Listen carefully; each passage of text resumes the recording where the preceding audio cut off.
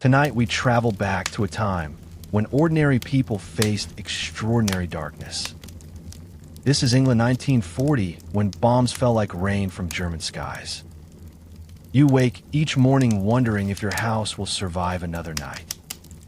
The wail of air raid sirens has become the soundtrack to your life. You grab your gas mask and hurry toward the nearest underground station. The platform fills with families clutching blankets and precious few possessions.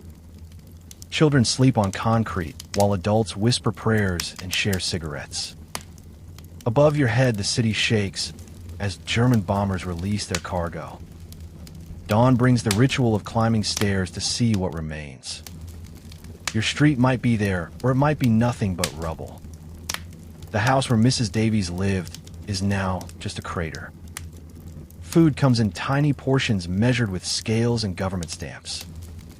You queue for hours hoping the butcher still has something left. 2 ounces of butter per week becomes a treasure worth protecting. Mothers learn to make meals from turnips, potatoes, and government-issued Spam. Propaganda tells you carrots help you see German planes in darkness. Every patch of earth becomes a vegetable garden for the war effort. Children board trains to countryside carrying tags like pieces of luggage. Mothers wave goodbye not knowing when they will see their babies again. City children arrive in villages where cows are foreign as enemy aircraft. Strangers become temporary parents to children who cry themselves to sleep. Every window must be covered so German pilots see only darkness. You navigate familiar streets by memory, stumbling over unseen obstacles. Flashlights are forbidden except for brief moments pointing toward the ground. Car accidents increase as drivers attempt to navigate roads without headlights. Women trade aprons for overalls building planes and manufacturing ammunition. The Women Land Army sends city girls to work on farms. Wives become heads of households while husbands fight across distant seas. Mail from the front arrives weeks late, if it arrives at all.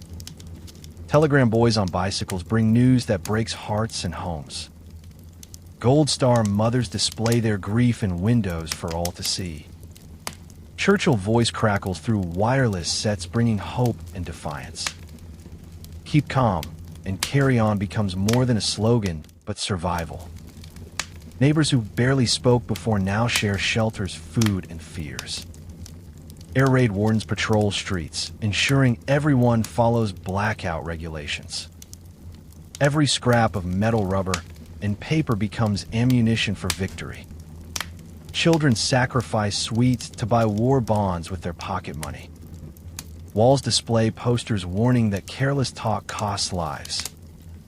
Everyone suspects their neighbors might be German agents in disguise. Schools close when bombing intensifies, leaving children without proper education. Teachers hold lessons in underground stations between air raid alerts. Hospitals overflow with victims while medical supplies run dangerously low. Young women train as nurses in weeks instead of years. Citizens donate blood knowing it might save a stranger's life. Veterans return home, missing limbs, but not losing hope. Men learn to walk again with wooden legs and metal arms. Shell shock affects soldiers and civilians alike in ways poorly understood. Churches offer sanctuary, both physical and spiritual, during darkest hours. Congregations pray for victory while bombs explode outside their windows. Graveyards fill with young bodies as funeral hymns become daily songs. Memorial services honor those who died fighting for freedom. Christmas celebrations become humble affairs with few presents or treats. Children receive homemade toys crafted from scraps and imagination. New Year brings prayers that next December will bring peace. Clothing coupons mean your coat must last several years. Sewing circles gather to mend and alter clothes repeatedly. Shoes are resoled until the upper leather can no longer hold. Women draw stocking seams on bare legs with eyebrow pencils. Hairstyles become practical without access to beauty salon luxuries. Coal rations mean keeping only one room heated during winter. Families huddle together in single rooms to conserve precious warmth. Baths are limited to 5 inches of lukewarm water twice weekly.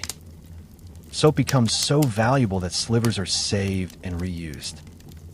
Salt and baking soda replace toothpaste when supplies run out. Public transport runs infrequently with overcrowded buses and trains. Bicycles become primary transportation as petrol disappears from pumps.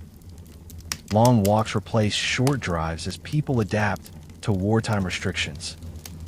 Some desperate people turn to a legal black market for forbidden goods. Citizens face moral choices between following rules and feeding families. Some neighbors report others for hoarding or breaking rationing rules. Magistrates' courts handle increasing cases of wartime regulation violations. Community service replaces jail time when prisons overflow with offenders. People learn skills their grandparents knew, preserving food and making soap. Elderly citizens teach younger generations forgotten arts of self-sufficiency. Humans prove remarkably adaptable when survival depends on creative solutions. Character reveals itself not in comfort, but in how people handle hardship. Through darkest nights, people held on a hope that dawn would come. VE Day brings dancing in streets as church bells ring freedom. Slowly, life begins rebuilding from ashes of war-torn years. These ordinary people proved extraordinary courage changes the world. Their legacy reminds us what human spirit can endure and overcome.